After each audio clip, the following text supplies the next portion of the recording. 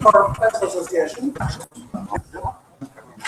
is pledged to host this, as I feel from the beginning, important gathering with guests, with very honorific past and present and future. And Azhar Sharif is present. We have all the names.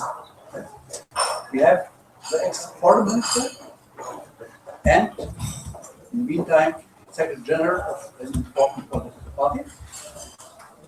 We have Mr. Islam, who is heading the Arab West Understanding, the Center for Arab West Understanding. And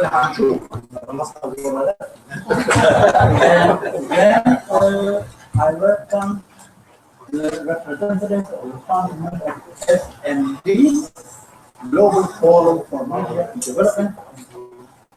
I didn't know it so far, but now it is a bit confusing. The name is so, the content is good. Is summarized in well-known Hebdo, Jardin cartoons, but there are different responses to this. It goes deeper than some people say. On the other hand, as some people use a certain confusion, which emancipated from the 50 heads of state and government, call it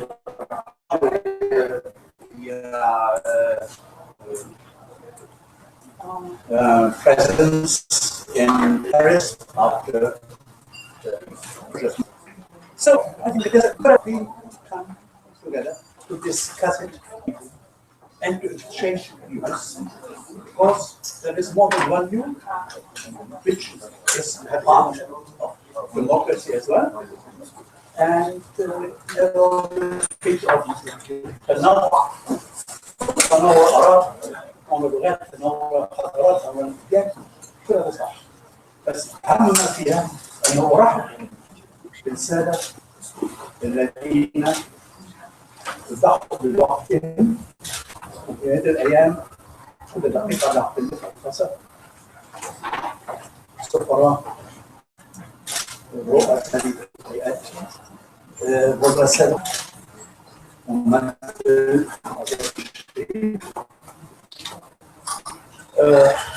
الجامعة العربية، ويعني أنا لا أتكافئ أحدا، مش هذكر غير هذا واحد، أذكر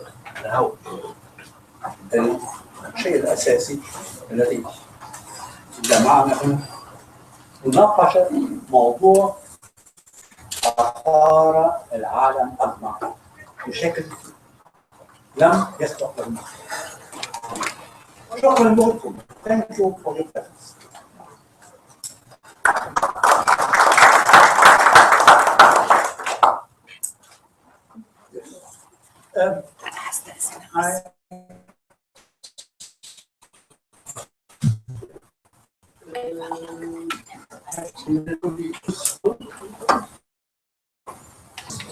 specific declaration prepared for this event will address us with a summarized, let's say, version of the contents of their text. In the meantime, explaining things which probably have not been written yet. So, you would be ready, Your Excellency? Yes. Actually, I'm a little bit confused which language we do. But I think English will be sort of a lot of us. But I would rather to use my German. go ahead. I'll be done. Go ahead. No, and in the continent of Europe, 100 million people more than English. But okay, but I think English is a language which the foreign press association use. And Arabic, of course, we are all supposed to know and at least talk to. So this will be the but as we all understand English. Go.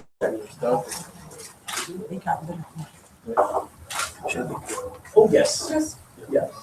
Okay. Yeah. That's right. Is it because this is first, sir? No. No, really. You're one of the three organizations Yes. who organize. Would you like me to introduce or would you like me No, please introduce yourself. Good afternoon, ladies and gentlemen. I'm Mona El Sagir, General Secretary of the Forum for Media and Development, Egypt. But your name is misleading. Mona El Sagir. I said Mona El Sagir. Your Excellency, ladies and gentlemen, thank you all for coming today. It seems that the way international community, media and press agencies deal with terrorism in the Middle East and the way they deal with it in the West show double standards that both unbiased media. Unbiased media professional and the Middle Eastern national find very provoking. And it causes polarization, which in turn leads to radicalism. We are denouncing the Paris attack as we denounce any violence that's black terror that ends the lives of innocent people. Whatever the religion, race, or background is, represents a threat to all mankind. We were happy to see more than 40 world leaders united against it in Paris. But one cannot help but wonder, why didn't we witness that support here in Cairo to the Egyptian nation that has been fighting the radical Islamists for not less than 4 years now? We are very sad for what befell the people of France. Al-Azhar condemned the attack, confirming that Islam denounced any violence and calls on Islam everywhere not to respond to Charlie Hebdo and all that kind of cartoons. I would like to say this sentence once again, please. Al-Azhar condemned the attack, confirming that Islam denounced any violence and calls on Muslims, everyone, were not to respond to Charlie Hebdo and all that kind of cartoons. President Sisi and the Egyptian government also condemned the attack, expressing our solidarity as a nation with France, of course. Such a heroic violence in God's name can't be justified. Once again, can't be justified. Of course, we respect freedom of speech, but it has limits. But once again, it has limits. Especially when insult or ridicule someone's faith. Freedom of speech is a means to an end. It's not the destination, but it is the journey itself. And the destination is prosperity, understanding, and cooperation. The Muslim French police officer who was also killed in that tragic incident. That means Islam isn't a religion of terrorism. This was a man who died protecting the beautiful city of Paris. We ask you not to blame Islam for the action of those radicals who don't respect it. May I say it again, please? We ask you not to blame Islam for the action of those radicals who don't represent it, and to renounce the mass punishment of the European Muslim community.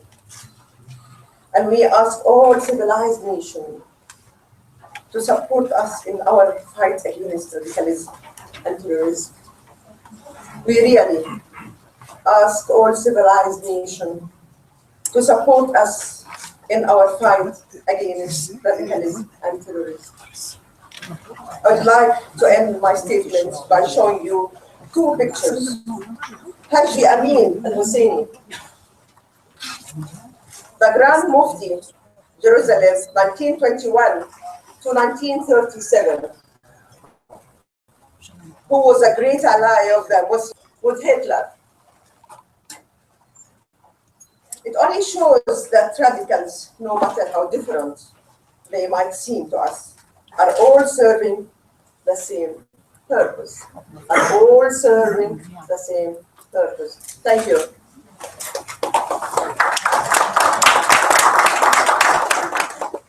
I just want to say one word. Yes. We all adore those who defend the right of free expression of opinions. I do not support the freedom of silence. Thank you. Thank you, sir. لا حرية لا قدر حرية الصمت حرية Thank you very much for being present here. I am Cornelius Hulstman, representing the Center for Arab West Understanding, and that's an organization in which Egyptians and non-Egyptians cooperate in order to build bridges. We have signed an agreement with the Global Forum for Media and Development in November to cooperate, and this is an activity that is done in cooperation with both the Global Forum and the Foreign Press Association, which I have the honor to serve for many years as Secretary General. I have written a paper to present, and in agreement with Mr. Windfuhr, it is translated in Arabic, and it is for you to read, so that you can see the opinions of the Center for Arab West Understanding. But I would like to highlight 3 points. First of all, yes, we fully support freedom of expression. But also, if you want to communicate, you have to know how to communicate. Communication is key, and therefore, if you offend, you break communication. We don't want to break communication, and therefore, we ask people in both Egypt and the Arab world, in Europe, to please respect each other so that you can continue communicating. That is one major point if you want to work on Arab West understanding and development cooperation between people of different cultures. Second thing, yes, I agree with Mrs. Mona Saria that Islam should not be blamed.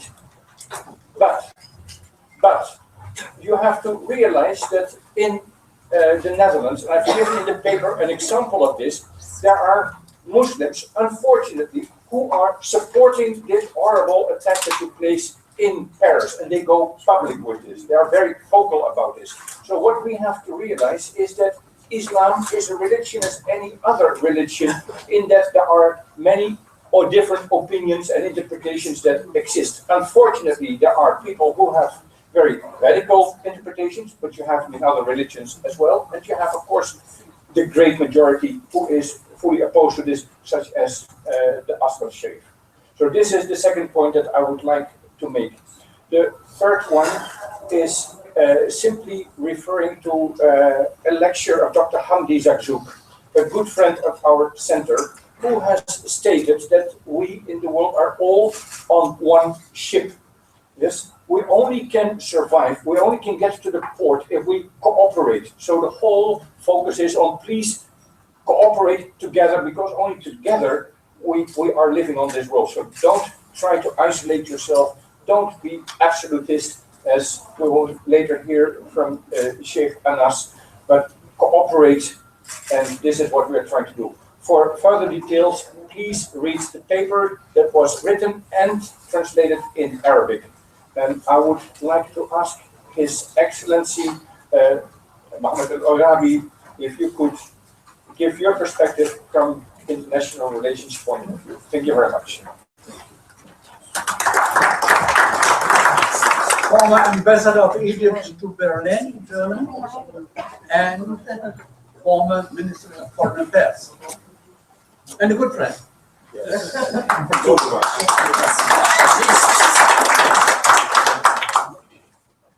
Guten Abend, liebe Freunde. I will switch to English, don't worry.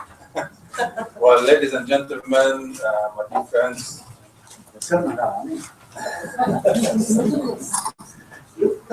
is a pleasure for me to be here today with you and to have been given the opportunity to address on this occasion. I take the privilege to thank you all for your presence. I would like to congratulate all Egyptians on the anniversary of the Revolution of January 2013. I also would like to pay tribute to all the fallen heroes who sacrificed themselves in the course of this revolution. The history of events in Egypt since January 25th, 2011, passing through the rule of brotherhood, and then the June 30th, 2013 revolution is in the heart of the subject we are addressing today. It is not a coincidence that the loyalty of the terrorists of Charlie Hebdo events and the kidnapper of the Sydney campaign is to Daesh, which is headed by a member of the Brotherhood group, as revealed by a top cleric of the group. The story of this revolution in itself reveals vital sides of the war on terror and extremism. Yes, better. Here we have to dwell on the incident of Charlie Hebdo. The criminal terrorists who performed the massacre were born and reared in France. They were trained by Daesh, and they definitely, actually by Qaeda, not Daesh, and they definitely held very brutal ideas. The big question is how people become killers. How could young men follow a completely deviant interpretation of religion and become willing to kill their fellow citizens and in many cases kill themselves as well? The process of making Islamists extremists and turn them into terrorists has three elements.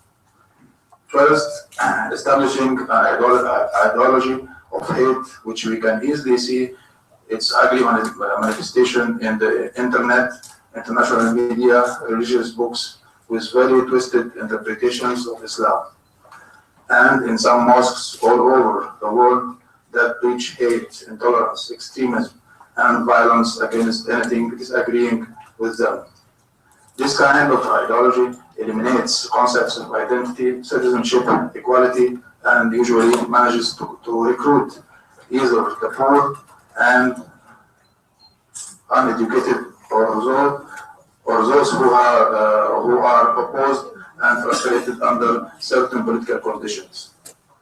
Second, such ideologies are always backed by local, regional, or international entities. Daesh controls the oil fields. Ansar Sharia of Libya has access to oil and arms. And the Brotherhood has an international network of business ironically working freely until now all over the world, especially in Europe.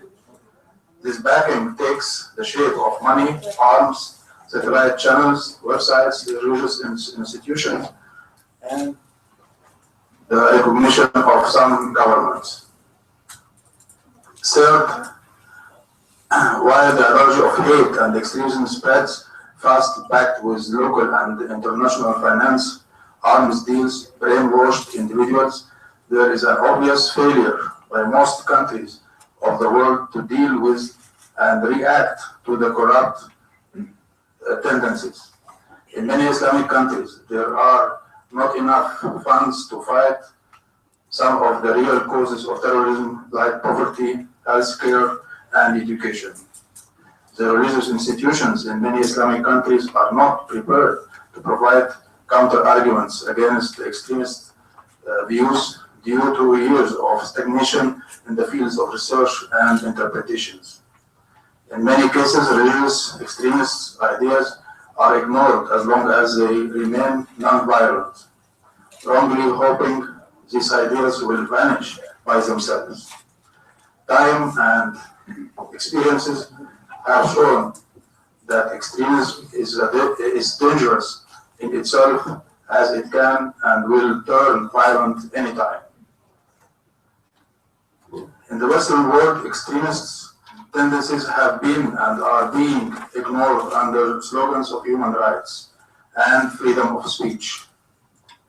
In the 80s and 90s, when Egypt was fighting terrorism, many of the terrorists fled to Europe. Egypt repeatedly warned against the dangers of those terrorists and asked officially for their extradition. Instead of handing them over, European countries granted them political asylum, claiming they were persecuted in Egypt for political reasons, and left them preach in European mosques, producing generations of ill-minded personalities. Some of these people have left to join Al-Qaeda in Afghanistan, others remained in Europe to recruit new members. The existence of Islamist extremism that is behind waves of terrorism has consolidated the theory of clash of civilizations, which believes Islam and the West cannot live together. The theory has paved the way to Islamophobia and violence against Muslims, and has led also to more hatred against Western countries and Western values. The world has witnessed many initiatives for Muslim-Christians dialogue as opposing the concept of civilizations clashes. The Vatican sponsored the Pontifical Institute of the Arab and Islamic Studies in Rome. Iranian former President Mohammad Khatami introduced the Institute of Interreligious Dialogue in 2000. The head of government of Spain was behind the idea of the United Nations Alliance of Civilizations in 2005. The late King of Saudi Arabia established in 2011 King Abdullah bin Abdulaziz International Center of Interreligious and Intercultural Dialogue in Vienna. Al-Azhar hosted last month the International Conference on Islam and Terrorism, which received representatives from 120 countries. Finally, Pope Francis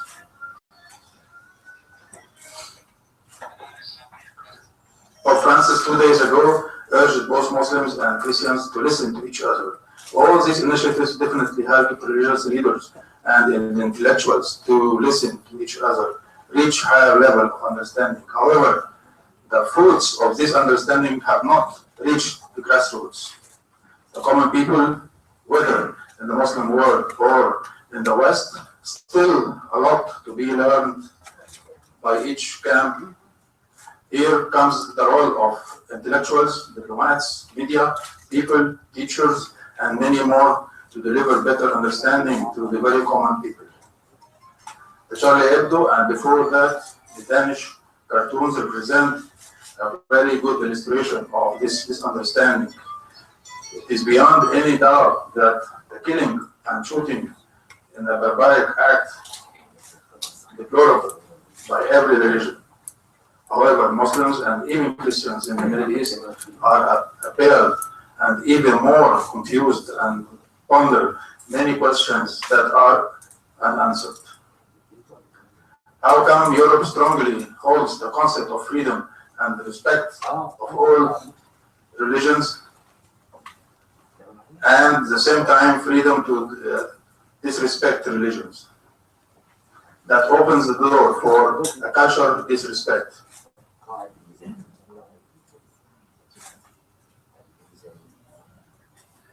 Hate and feuds. If it is not morally or legally wrong to mock religions, why it is illegal only to mock any Jewish concepts under the anti-Semitic laws? Pope Francis reiterated 3 days ago that when you insult people's religions, expect them to get very angry. By no means this condones the terrorist act in Paris.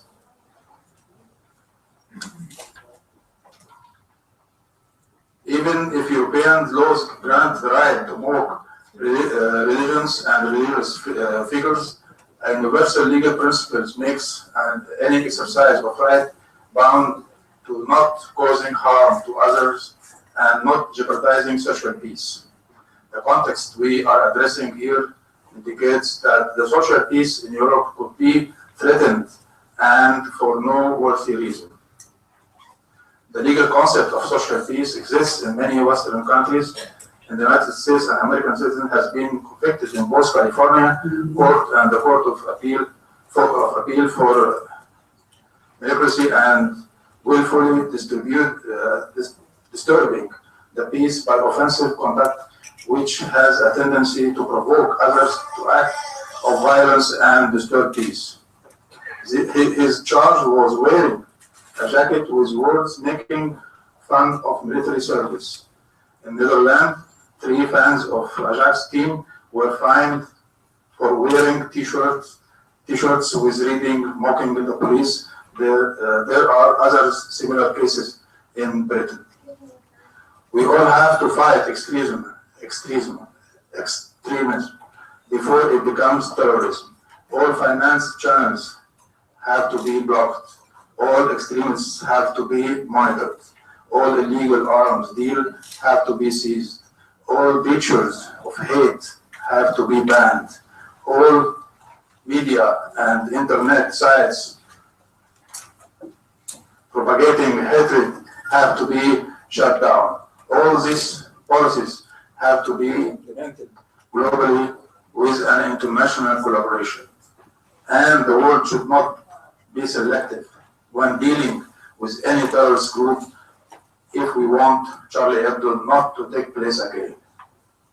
There is no denying that the incidents such as Charlie Hebdo have an impact on international relations. For a moment, it seemed that all differences and conflicts were put aside. We saw world leaders united in Paris in condemnations of the attack in Peace March. Unfortunately, this was merely a moment of solidarity. And unfortunately, some states only sent representatives with the intention of political gain. The international community suffers of polarization, double standard, and the abuse of power. That sometimes it seems to be like a sea where the big fish eat the small ones. Our work today is more complicated than ever before. International relations are a matter that is not only affected by communication through diplomatic channels, but are now affected by other factors. Thus, it is very important to ask of those state and non-state actors who play a role in international affairs to take their responsibility towards the safety and security of this world into account. Yes, we denounce violence, and yes, we understand that to most Europeans this is a matter of freedom of speech, but we also ask of them to keep in mind that sometimes freedom is associated with selfishness. You might choose to act as you wish for your own benefit, but what you don't realize is that we are all connected, and sometimes you will have a choice to make whether to act freely or to freely act responsibly.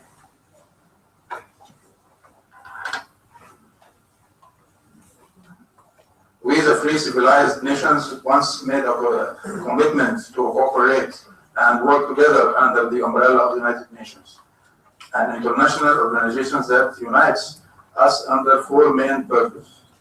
One of them was to develop friendly relations among the nations of our world. And we all must understand that when you make a commitment, you build hope. When you keep a commitment, you build trust.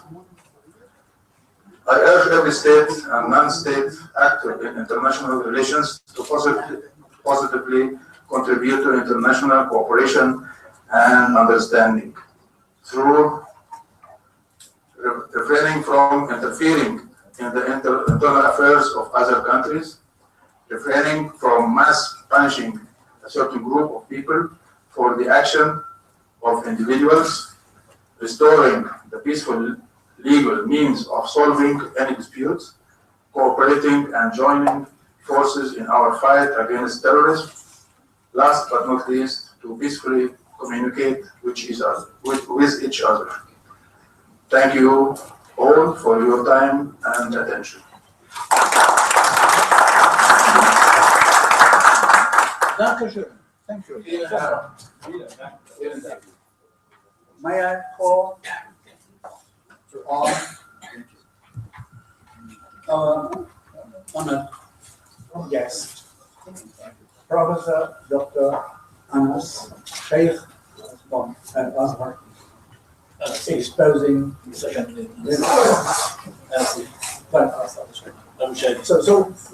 for Mr. Abu Shah or Dr. Abu Shah. Come on, let's make it ready. Come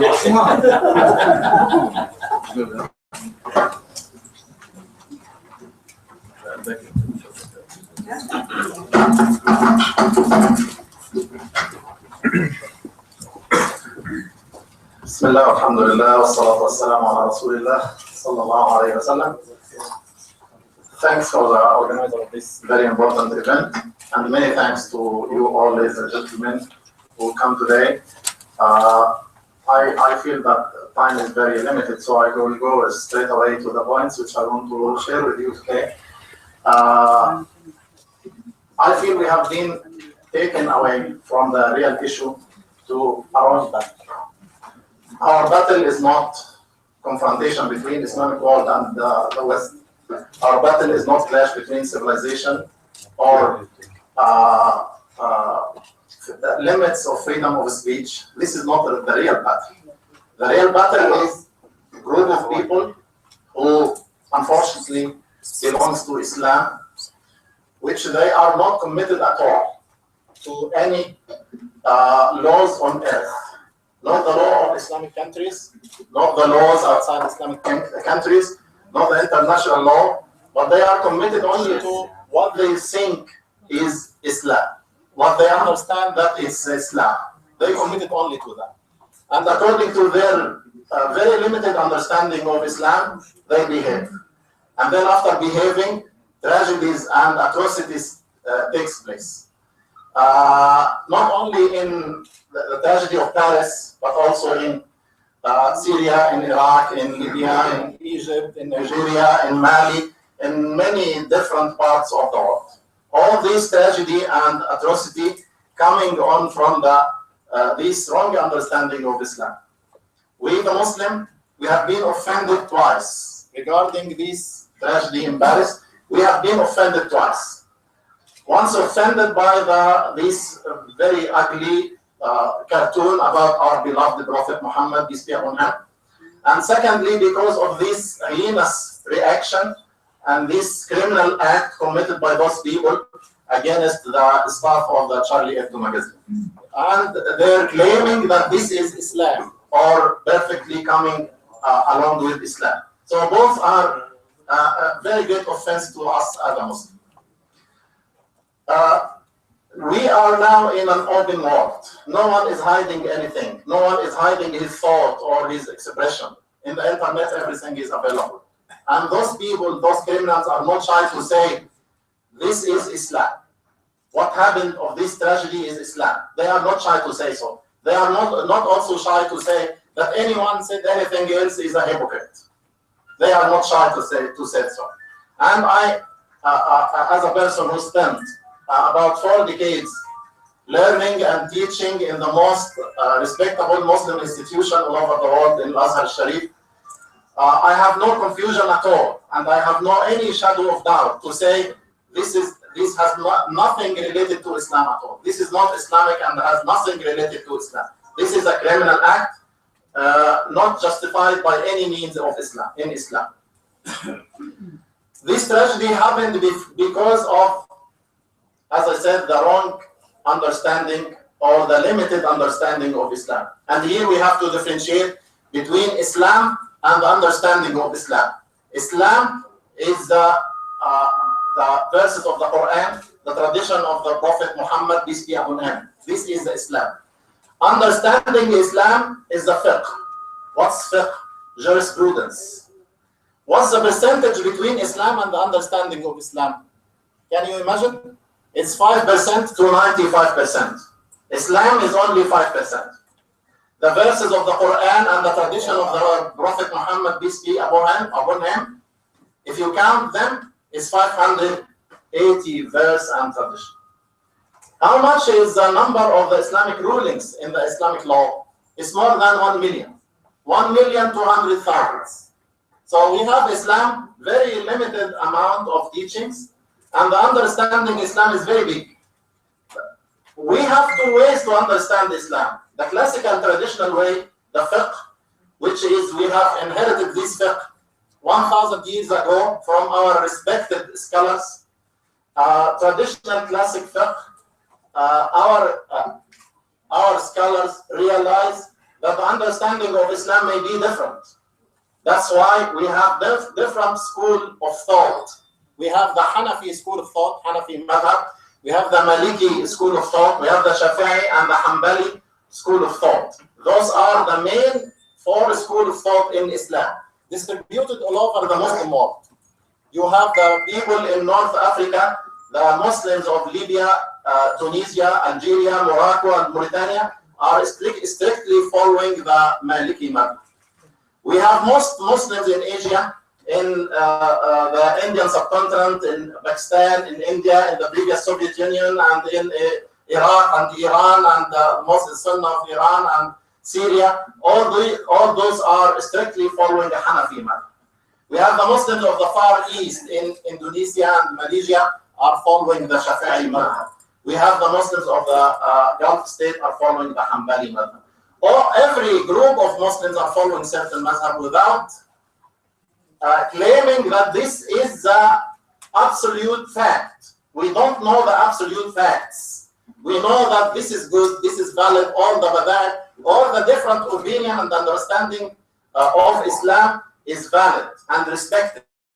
We don't know the absolute fact. The problem came in the beginning of the last century when we have the newly understanding of Islam by the Salafi and Wahhabi group. When this fiqh came, since then we have a problem in the Muslim world. Because those people, they don't recognize any diversity in the Islamic fiqh. We recognize diversity, we respect each other, we have many views and many opinions. We select and choose from these different views what's suitable to us nowadays and in every time. But when this very fanatic group originated in the beginning of the last century, they recognized no difference. They said we own the absolute fact, and every other person is wrong. And it happened that the fact they choose is the most difficult opinion in Islam. Rasulullah sallallahu alaihi wasallam instructed us to make things easier on the people. He said, "Yassiru wa la tu'assiru." Make things easier on the people, don't make it difficult. But they choose the reverse, to make everything difficult on people. That's traditional classic fiqh and the Salafi group. Unfortunately, this fiqh is a common background for all the religious group which we know now.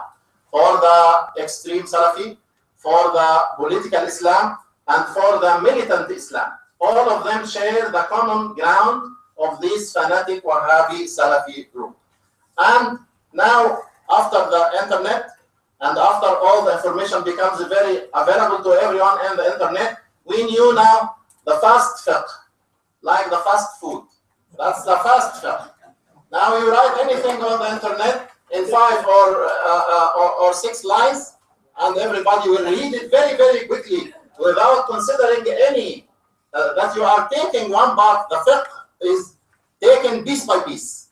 Take one piece, one hadith, take any rulings from it, and ignoring all the verses of the Quran or all the rules in Sharia.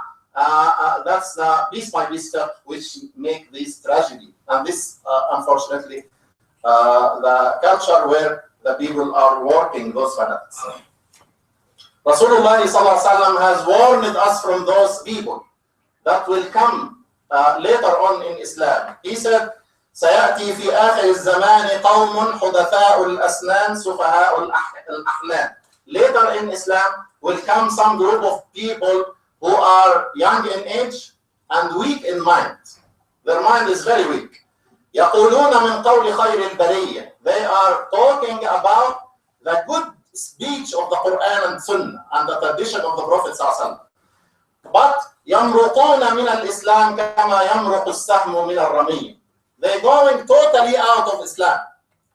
لا يجاوز إيمانهم حناجرهم. Their belief is only in their talk, not in their mind. They don't think, they don't realize, they don't understand the real message of Islam. They only talk, and the iman on them is only talk. This is what we're suffering from now. It's not from now. Actually, it's from very long ago. We are suffering from every day bad news on the media. We freeze up on some tragedy here or tragedy there, and then another one and another one. It's not only Charlie Hebdo, but it's multiple and recurrent. Now come to the point. I want to speak about those fanatics said this is Islam. To do this massacre and to kill those people is perfect with Islam. Because they read in the fiqh, sometimes in some of the opinion in the fiqh, that anyone who insulted the Prophet, peace be upon him, should be killed. They read it somewhere and they take it as such, and they don't realize and they don't know how is the Islamic ruling is taken. And I want to stress on many points in this. Number one, it's not allowed at all in Islam for any individual to use force except the ruler or the people on his behalf, and through a court system, a judiciary system. It's not allowed at all for anyone to make, for example, punish someone for any accusation. To make, like we see now, to make private jihad. There is no private jihad in Islam. Jihad should be under the rule of the state, under the ruler, and by the agreement of all the Muslim state. There is no private jihad. There is no private punishment for anyone who committed any crime in Islam. And there is no any disagreement between this amongst the Muslim scholars. Number two, the rulings of insulting the Prophet Muhammad, peace be upon him, is not restricted to him, but it's for all the prophets. It's for the Prophet Jesus, for the Prophet Moses, for the Prophet Noah or Abraham or Adam. All the prophets are the same. We are not allowing in Islam any insultation for any prophet or any religion. Three, the ruling of insulting the Prophet Muhammad, peace be upon him, is not mentioned in Islam. It's not mentioned in the Quran or in the Prophet tradition. It's mentioned in the fiqh. And we know the difference between Islam and the fiqh. Islam is the Quran and Sunnah. Fiqh is the understanding. So this specific incident, which is insulting the Prophet, is not mentioned in the Quran or in the tradition, but is mentioned in the fiqh of the Muslim scholars. what's mentioned in the old fiqh book, the ruling of insulting someone who, insulting the Prophet by someone who is not a Muslim and living in the Muslim country. Because the non-Muslim country, there was no relation between the Muslim and non-Muslim country at the time of writing the fiqh books 1,000 years ago. So there is no relation, and they didn't mention anything about rulings of that, because there is no relation between the Muslim and non-Muslim country.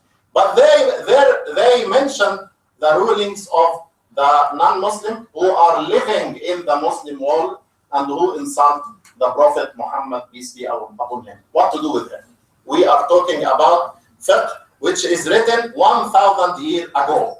The scholar said we have like a contract, covenant, that's old in the history. There was a covenant called Ahd al-Zim. By this covenant, the Muslims and non-Muslim agree together, the non-Muslim minority in the Muslim country agree together to live in peace. And the non-Muslim minority have all the rights and obligation which is for the Muslim.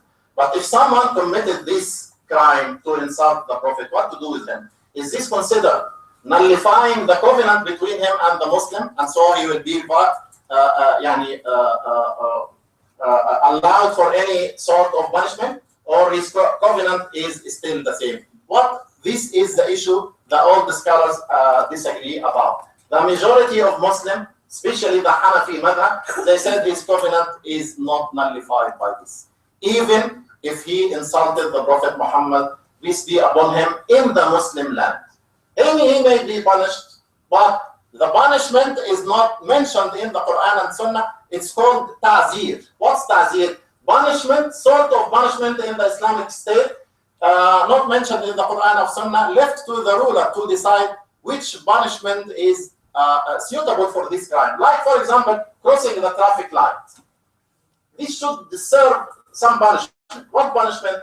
The ruler will decide this. So this crime is not, we don't have a Sharia rulings about this punishment.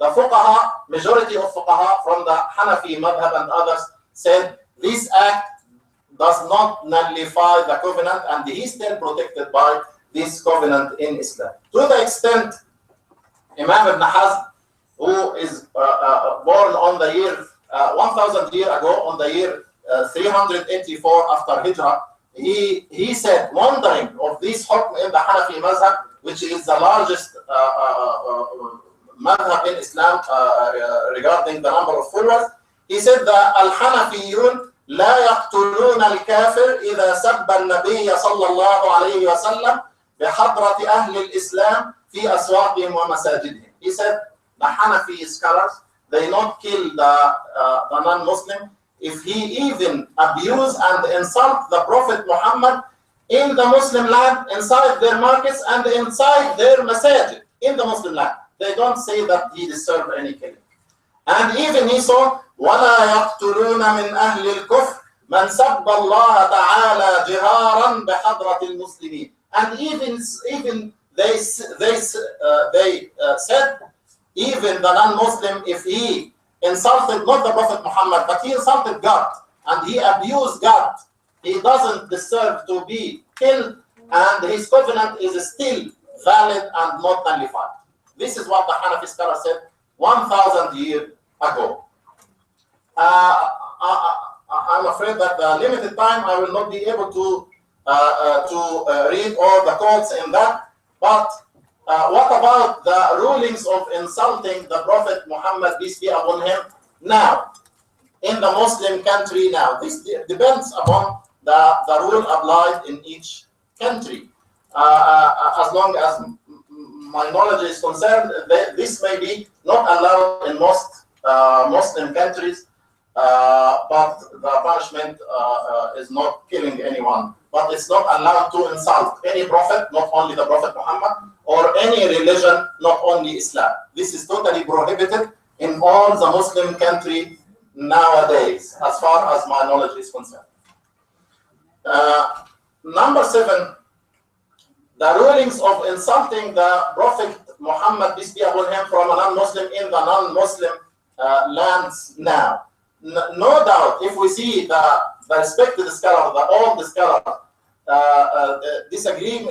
their disagreement about the ruling from 1,000 years ago, it's not without no hesitation, without any confusion. It's not allowed at all. It's not justified in any means to say that any Muslim living in the non-Muslim country is allowed to attack anyone outside the applied law in each country. These are laws which we have to respect and we have to follow. And the Muslim who visit any non-Muslim country or becomes a citizen for any non-Muslim country, they have a responsibility. When a Muslim visits a non-Muslim country or acquires its citizenship, he agrees to abide by the laws of that country. A Muslim is bound to honor the agreements, which include following all its laws. When something happens that violates his religion, he should act in a responsible manner without breaking the law of the country. In case of any obstacle that affects his religion as a Muslim, there are legislation in place to address such concerns. Such avenues should be explored and used. It's highly irresponsible of a person acquiring citizenship and then to act against its law. If one did not agree to these various laws, then one should have not acquired the citizenship in the first place. This is the first issue in the Muslim who are living in the non-Muslim country. Second, up till now, I didn't mention any event, any verse in the Quran or any tradition of the Prophet, peace be upon him, regarding this very specific issue. I will mention very quickly some verses in the Quran and some tradition of the Prophet Muhammad, peace be upon him. Number one, Allah subhanahu wa ta'ala said in the Quran, وَلَقَدْ اسْتُهْزِئَ بِرُسُلٍ مِّن قَبْلِكَ. Messengers and prophets were indeed mocked before you. So you suffered the same as the previous prophet or Muhammad. So what to do? Allah subhanahu wa ta'ala said, فَاصْبِرْ كَمَا صَبَرَ الرُّسُلُ. He didn't say kill. He didn't say react in a violent manner. He said, فَاصْبِرْ. Endure patient, O Muhammad, as well those of determination among the messengers, and do not impatient for them. Another side in the Quran, another verse, Allah subhanahu wa ta'ala said للمؤمنين, for the believer, لَتُبْلَوُنَّ فِي أَمْوَالِكُمْ وَأَنفُسِكُمْ. You will be tested in your position and in yourselves. وَلَتَسْمَعُنَّ مِنَ الَّذِينَ أُوتُوا الْكِتَابَ مِنْ قَبْلِكُمْ وَمِنَ الَّذِينَ أَشْرَكُوا أَذًى كَثِيرًا. And you will hear from those who were given the scripture before you and from those who associate others with Allah much abuse. You will hear abuse from many people. What abuse? They will mock you. They may insult you in any way. Or what to do? What to do, O Allah? To kill all the people who insult us or insult the Prophet? No. He said, وَإِن تَصْبِرُوا وَتَتَّقُوا فَإِنَّ ذَلِكَ مِنْ عَزْمِ الْأُمُورِ. If you are patient and fear Allah indeed, that is one of the matters worthy of determination. This is about what's mentioned in the Quran about this matter. In the Sunnah tradition, the Prophet ﷺ, one day, one of the munafiqeen, the master of the munafiqeen, who is not a Muslim, Abdullah ibn Ubay ibn Salul, one day he insulted the Prophet, peace be upon him, by saying, ما مثلنا ومثل محمد إلا كما قال القائل سمن كلبك يأكل. سمن كلبك يأكل. Yani feed your dog and he will eat you after that. He means the dog is the Prophet Muhammad, peace be upon him.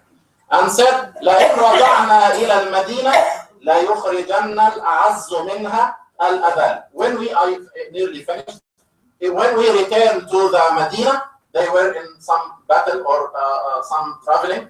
If we return to Medina, al-a'az la yukhrijanna al-a'azzu minha al-adal. The powerful will expel out the humiliated one, and he means that the Prophet is the humiliated one.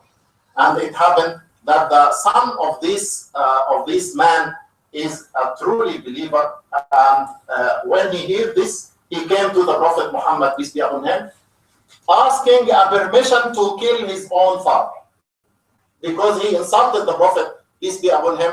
And the reply from the Prophet, he said, لا ولكن بر أباك وأحسن صحبك. do the good to your father and be a good company of him.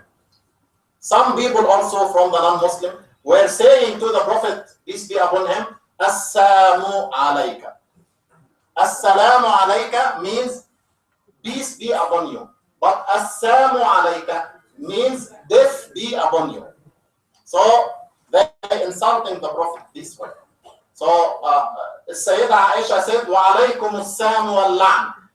Death and curse be upon you. And some Muslims said, shall we kill them because they insulted the Prophet? He said no. He refused to.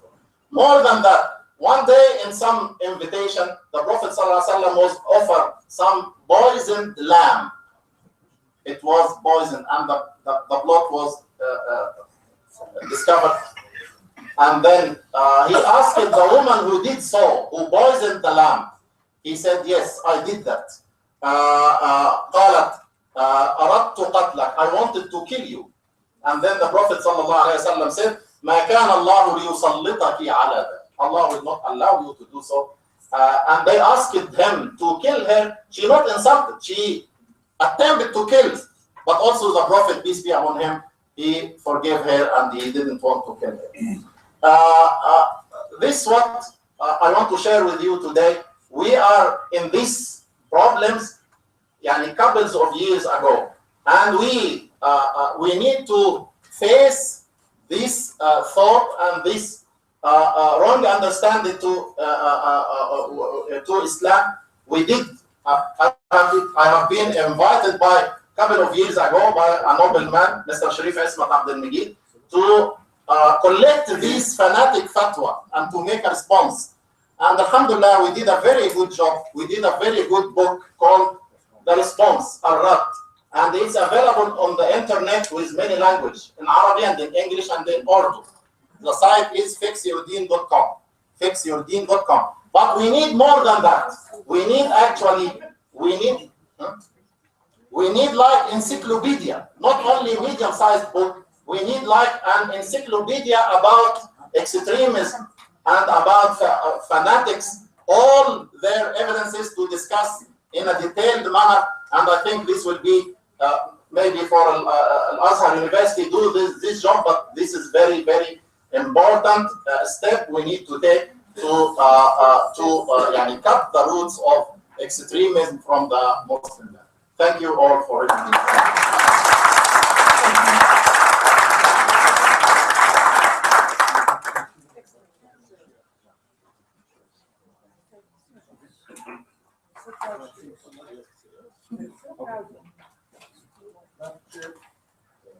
Thank you very much for the very, very, very enriching, very valuable,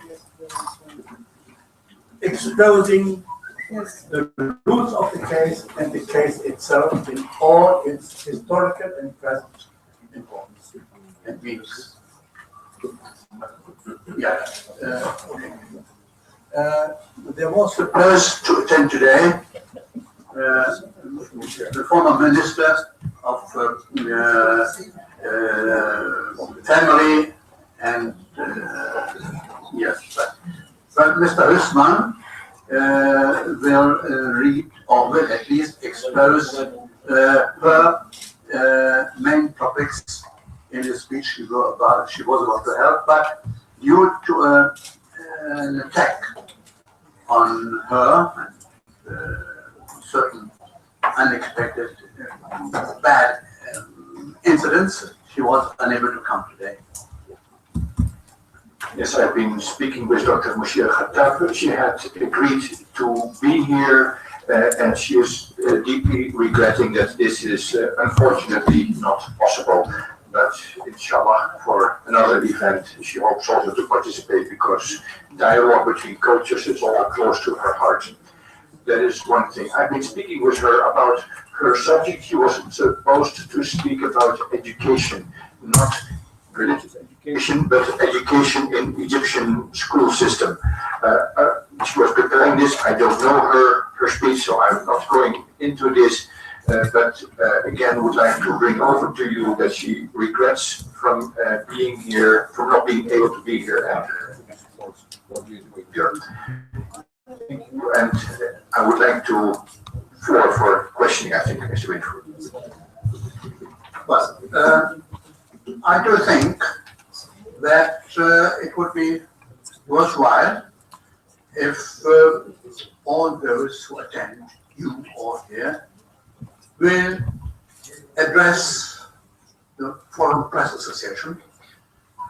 You have our address, you have our email. If not, you can get it from Mr. Nabil or the office director here, with your comments and proposals and the ideas you got and had, and any questions left in the context of this exchange of views and comments. يعني أنا بقول دي فرصة جيدة أن كلكم زي ما أنتم حاضرين هنا وطلبكم بالاتصال، من الأفضل يكون إيميل واتصل بنبيل يوسف المكتب نبيل الفرنسي وأعطى وتبدو فيه آراءكم، تعليقاتكم على التعليقات والعروض والعرض المشكلة بشتى أنواعها نطبع ونفرز، وفيما بعد نختبركم جميعا بنتيجة هذا الفرز، لأن هذا الحوار حوار طبعا مستمر متواصل، مش مجرد عن طريق جميع الفلسطينيين، ولكن بما أننا في الوقت الراهن على اتصال بعدد كبير جدا من وسائل الإعلام العالمية، منهم عربية وغير عربية، أعتقد ممكن يكون مفيد جدا لو أرسلتمون إلى مكتبنا آراءكم وتعليقاتكم وأسئلتكم. أنا عندي أسئلة مثلا كي نواصل هذا الحديث بطريقة من الطرق، وسوف نفيدكم جميعا بالنتيجة. شكرا. طبعا حاليا لازم نبدأ بالسي والجيم، ما عندناش 3 ساعات، واقترح أن الذين عندهم أسئلة يطرحونها أن يجهزون هذه الأسئلة. We don't have too much time, but we have 1 more hour or so. And by the way, I thank very much Semiramis Intercontinental Hotel, which was so generous to grant us this possibility, this room, and we will hopefully have more chances to meet in this very suitable place. So those who have a question, please prepare the question. I do not want to hear comments now. To send us. If you have questions, please start it. I see your Excellency, please. Okay, I have another mic. Can you keep this? Yeah.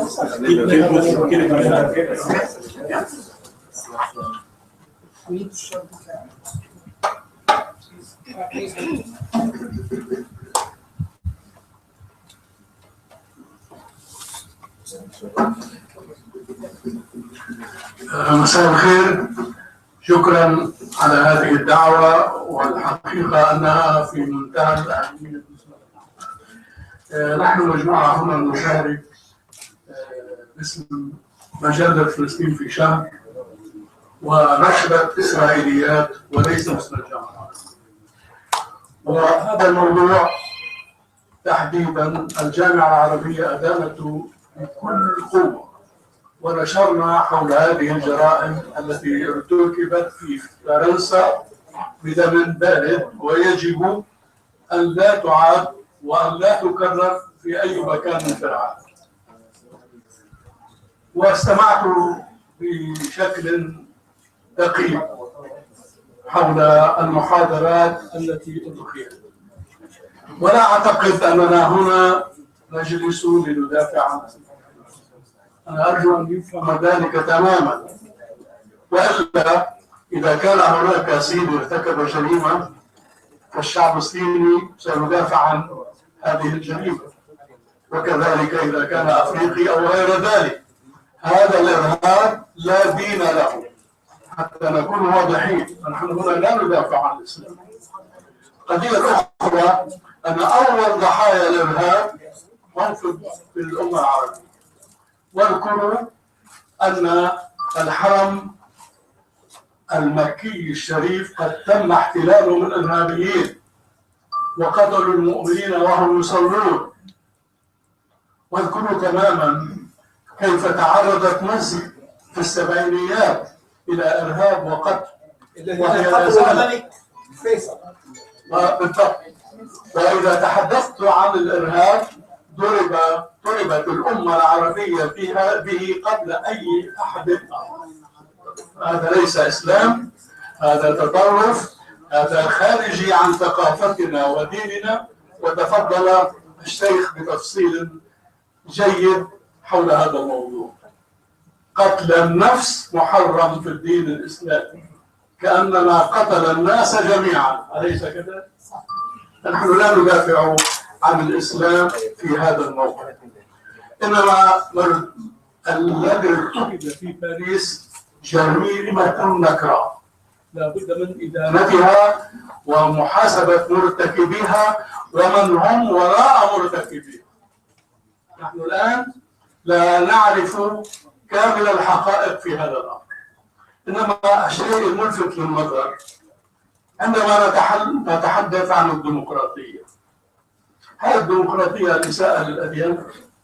هل أنا أقوم برسم كاريكاتير حتى أرضي حرية الرأي عندي لأعتدي على الرأي لمليون مسلم وأستفز وأجند من هم آخرين ليأتوا إلى استعمال الإرهاب؟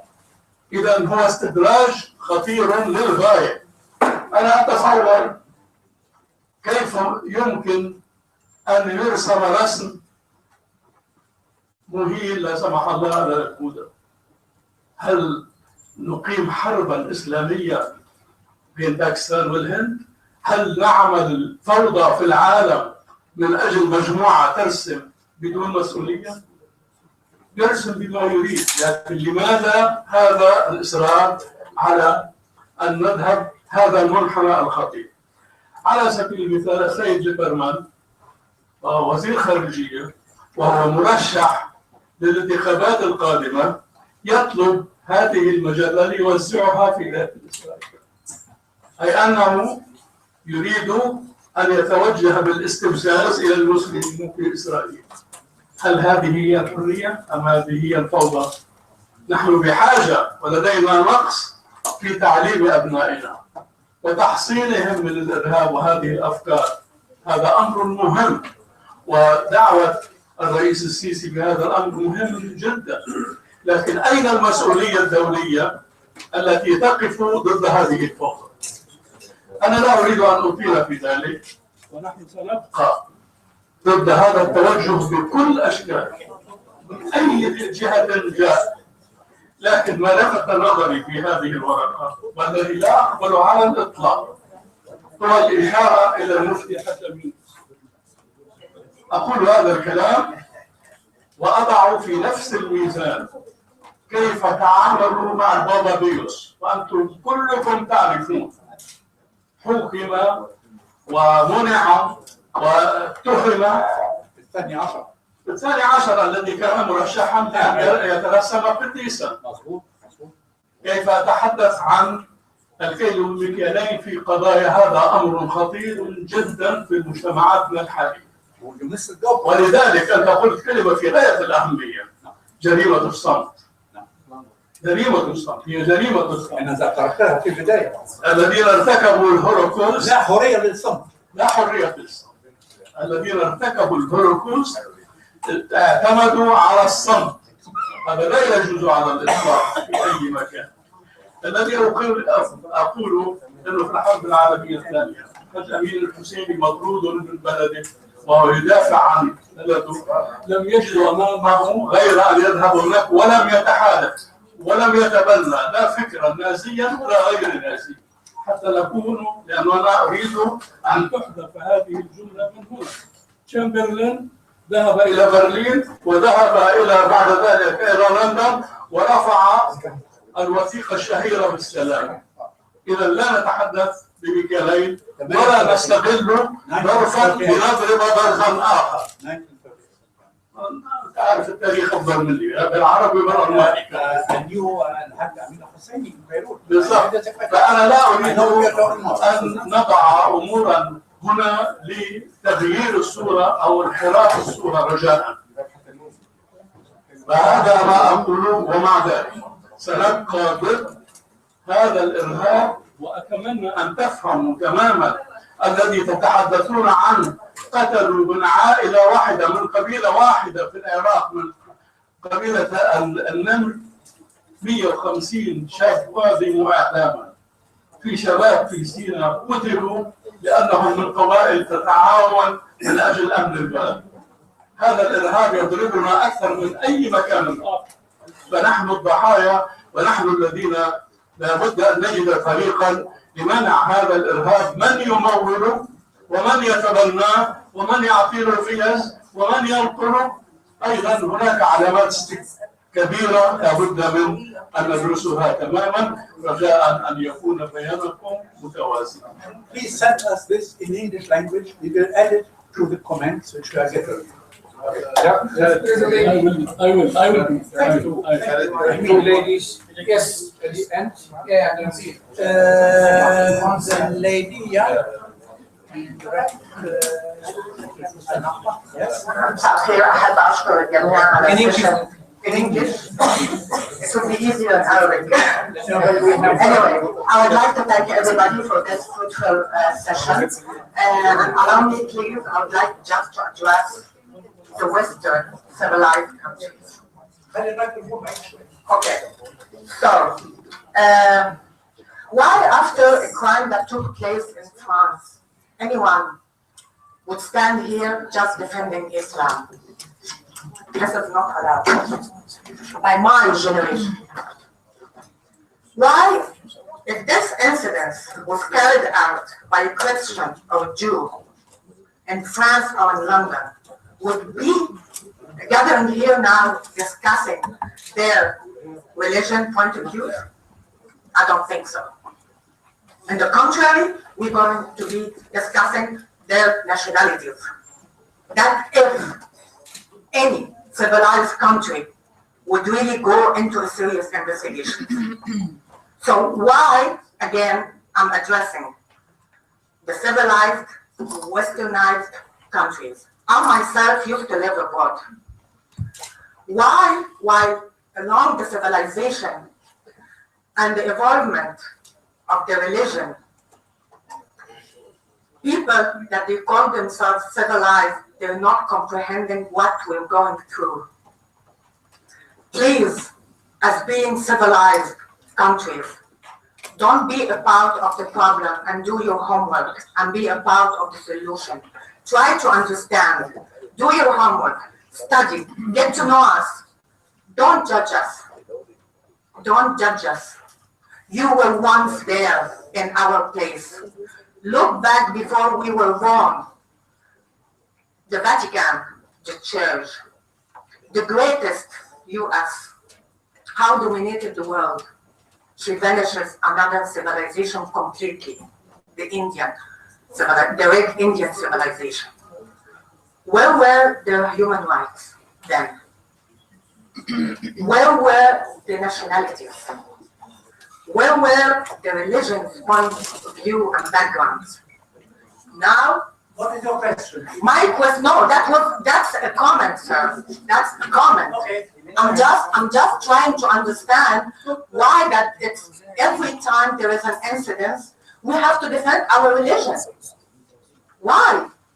This is not acceptable. May I? Not because, you here. excuse me. We do this, we sit here, because what happened in Paris was unique in its,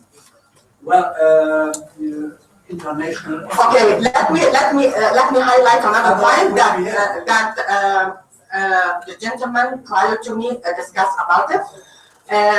It's not acceptable from the civilized countries to have a double standard in measuring incidents. in the meaning that discussing a terrorist attack or an incident by its religion background. Again, if it's done by a Jewish or a Christian person, that was not going to be mentioned, discussing their religion point of view. There is something behind this. There is something great behind this. I don't understand it. I would like to understand it, because the way of approaching it's not acceptable. Otherwise, we're going to discuss what's happening in Palestine from Israel. Thank you very much. Who else? This lady? Okay. Please present yourself. Okay, Please go ahead. Actually, this lady expressed me very well. My name Please is. present yourself. Excuse me? Present yourself. Just wait 1 second for me. My name is. Excuse me? Present yourself. You will have to do that. If you waited 1 second. My name is Sabah Halam. I'm a journalist and a publisher. And this lady expressed many of my questions. I have just 2 quick questions. First, this great conference. I'm sorry? Which newspaper? Ahram, but I'm not representing an Ahram here. I'm a publisher. I'm a founder of a publisher house called Hebdo. Anyway, this great conference and gathering, thank you very much for it, but would you please define terrorism first? Because terrorism has been a big issue in this world for a long time, and the war on Iraq was under this Sullivan, and many wars happened under this great issue that we need all to fight it. So I appreciate if you define it and differentiate between the terrorism carried by individuals and terrorism carried by states. Like 14th of August 2013, there were 4 journalists killed in Egypt in one day by the Egyptian regime. In Gaza, last war in Gaza carried by Israel, there were 14 journalists killed in less one month. So I would like you to discuss the state terrorism as long as we discuss the individuals accident happened, which is horrible, of course, which I'm really sad for it. And I share condolences, I share really lots of grief with the families and friends of the victims of Charlie Hebdo. But at the same time, I would like to express or discuss the whole issue, not putting a focus. And thank you very much. The gentleman. The mic, please. Microphone. They have the mic.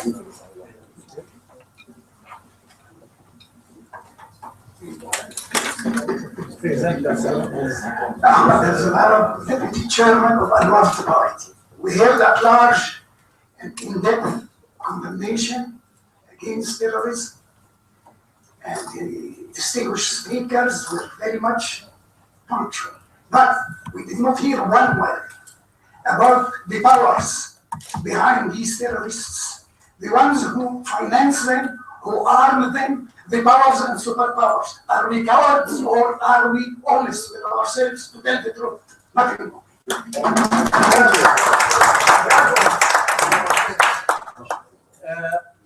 The lady since a long time, I want to give you the word. Please, present yourself. Good evening. Dua Sharif. In Palestinian Moms and Foreign Association President. I want to ask Sheikh Dr. Anas. You say, and we all know, the problem in old fiqh books. Okay? Why the sponsor in the Ashab, they write the old books for fiqh by new vision for all people. This is my question. Thank you so much. Okay. I'm sure you will get an answer.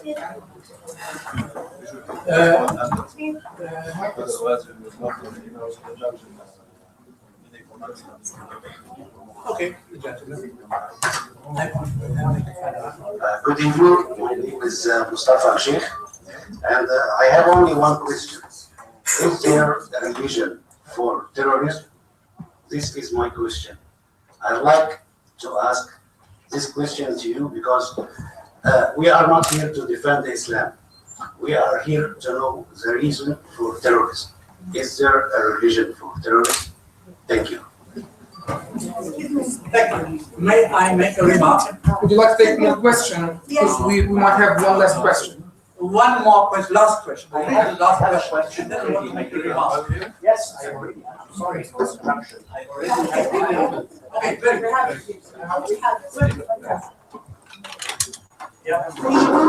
It's not person. I presents Lions Club. Our aim in life is we serve. Now, I would like to ask, how can we put a plan to let the other people who didn't understand the situation exactly to play and to be ready to do how to face such a problem. Our main is to serve. How to serve. How to give the people the good ideas and the bad ideas. I suggest to make a training for such people to know how to solve such a problem is not only the people we are in the media. Thank you. Can I have the mic? Okay. Now we have the answer of the Sheikh Abu Shadi to the question which was put. Would you like to give the Oh, you're okay. The first question is how Al-Azhar can play an important active role. I'm sure there are many ways and tools. Please explain. This one question, and the second one is also near to that, to make the old books of al-fiqh in Al-Azhar in a new shape so that people can understand. Yes, Al-Azhar has to play a very important role, and it's a very big load. They have to do in many aspects. They have to make like research, many researches about, because our heritage, our fiqh, that's very huge.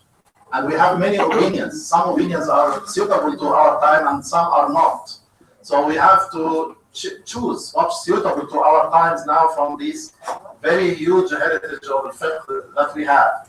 And this is first, to choose. Second, to present it in a way that can be understood by, I'm not saying by the common people, but also by the students of Al-Azhar. Many of them, they can't understand really what's written in the old fiqh books. So they have, it has been, we should put it in a new language so that everybody can understand and everybody can use.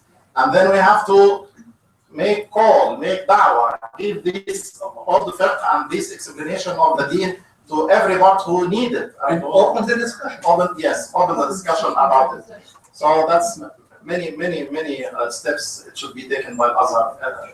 يعني المناهج, the syllabus in Al-Azhar University and in the pre-university schools also, it needs many revision, and the syllabus needs to be modified or choose another suitable syllabus to be presented to the students. Zaytuna University in Tunis. Yes. Thank you. Thank you. Is there any religion for terrorism? That's question. Islam is not for terrorism. I will speak about Islam, my religion. That's not true. That's not for terrorism. Thank you very much. Thank you. I don't mean close the discussion now, but it doesn't mean that we all now spring out of the room and jump into the street. I do think that Sheikh Abu Shadi will be present. So he joined us setting up to now, I want to thank you very much for being here, for having joined. Of course, not everybody has answered the question, but the item itself is that events just could be handled very differently. But But I want to make one point. Terrorism is not an attitude or a policy even, or anything derived from a religion. Those who want to justify their terrorist acts by any religion are very far from any religion. Bishop, there is no Islamic terrorism, Christian terrorism, Jewish terrorism, Shinto terrorism, terrorism which is wrongfully and sometimes by intention of misleading people, especially those who didn't have the chance to learn and even read and write, as a motivation for such acts. Those who do that have no right at all, and most of them know it, while doing what they do, to refer to any religion. Not to Islam, not any other religion as well. I mean, if you don't agree with this, then there is no way of discussion. Number two, there was a question of a lady asking for the lesson, defining what terrorism is and double standard.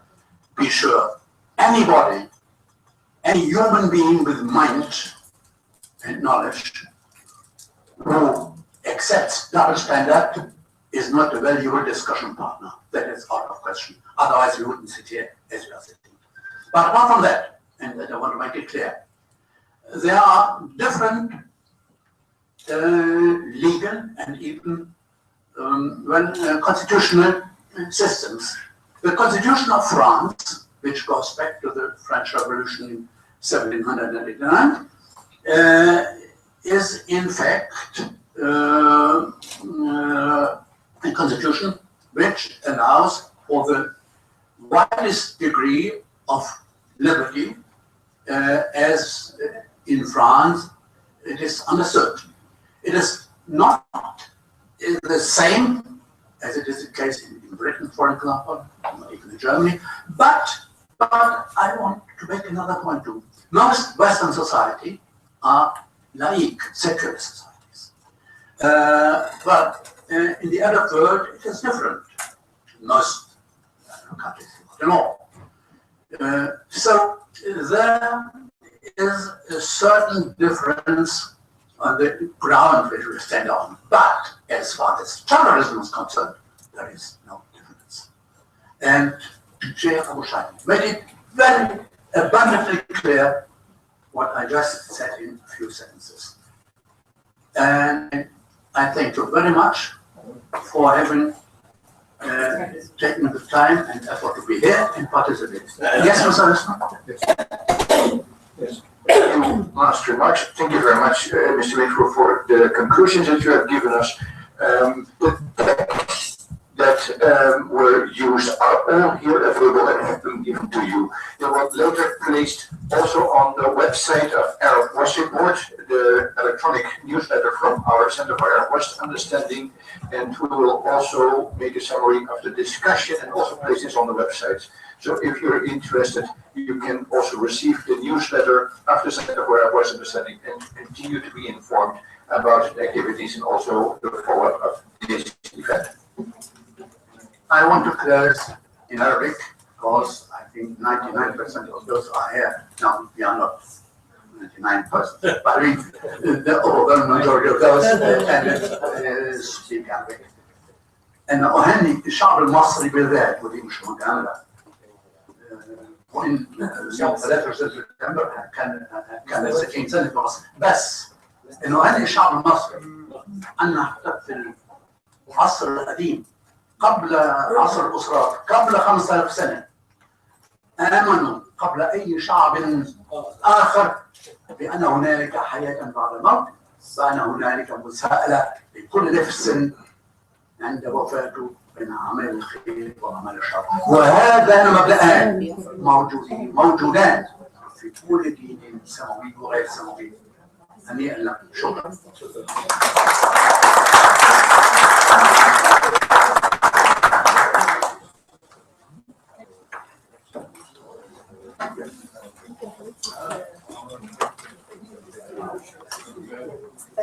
أنا عايزة أعرفك